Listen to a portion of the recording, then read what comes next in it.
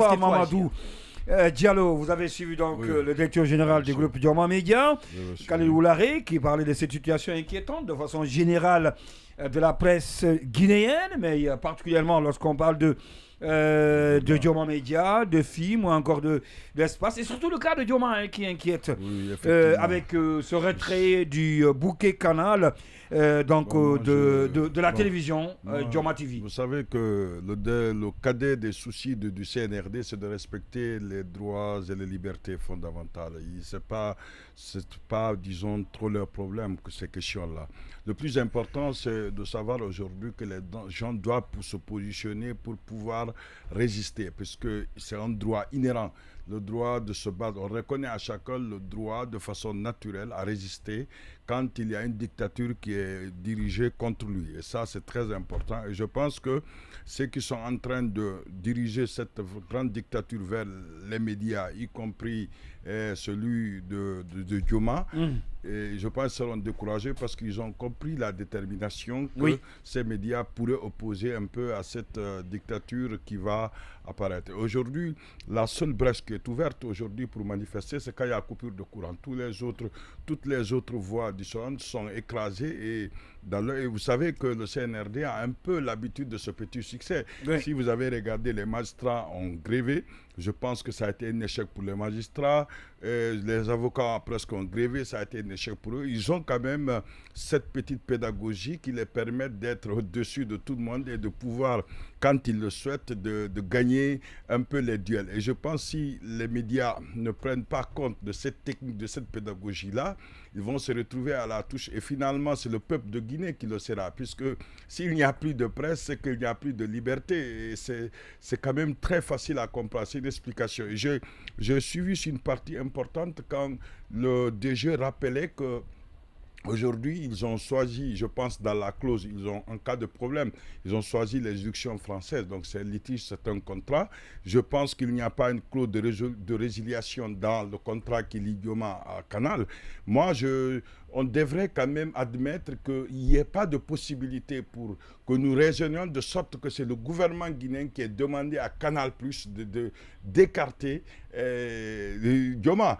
Il faudrait attaquer Canal+. Canal+, c'est une société internationale qui se trouve en France. Il faut les frapper dans leur portefeuille pour avoir, sans raison, violé le contrat qui les lie à une entité. Et finalement, on sait naturellement que Canal+ ne devrait pas, même s'il l'a fait, retirer quelqu'un, puisqu'il y a une injonction du gouvernement de ce pays. Et là, il dit, bon, j'ai entendu le PDG dire, le directeur général, Kalilou Laré, dire que bon, ils vont intenter une action en Guinée, en France. Moi, je pense qu'il faut le résumer à la France, puisque l'argent qui va être utilisé en Guinée pour intenter une action, c'est comme si c'était de l'argent jeté. Rarement, ça pourrait fonctionner. Mais en France, il se pourrait que, quand même, avec des bons avocats, que Canal+ ait leur portefeuille très frappé dans cette question et finalement permettre aux autres de ne pas être victimes. Parce que la peur du gendarme, c'est le début de la sagesse. Vous comprenez? S'ils sont dans cette logique, ils comprennent que les gens sont à même de réagir,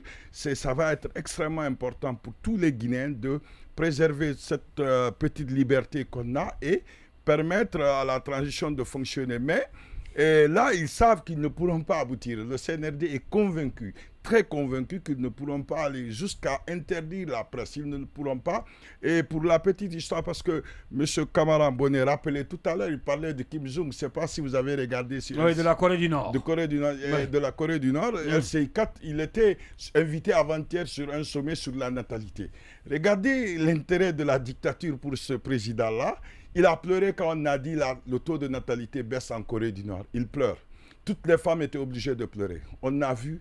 En un coup, il a haché les larmes. Tout le monde a applaudi et personne ne pleurait plus parce que c'était obligatoire de pleurer. On dirait qu'il y avait des caméras qui étaient fixées pour savoir celles qui ne devaient pas pleurer et peut-être devaient être arrêtées. Donc vous comprenez un peu comment nous pouvons perdre notre liberté. Et notre liberté, c'est ce dont on a le plus à préserver. Et dans cette opération-là, il faudrait que tout le monde soit uni et ne comptons pas sur les autres, comptons sur nous-mêmes. Et le fait que peut-être les autres ne réagissent pas, c'est par peur, par intérêt et ceci, cela.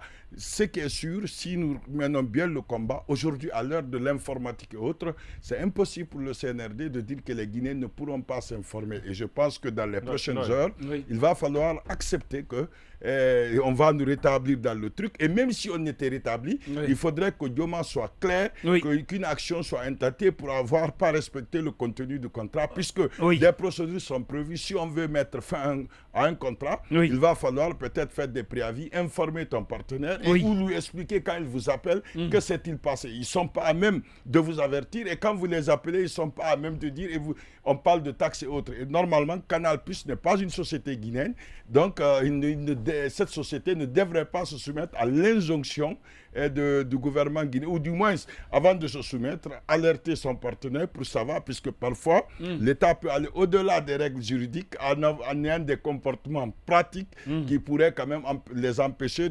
d'exécuter leur contrat. En ce moment, si Dioma a informé, c'est plus facile et ils ne l'ont pas fait.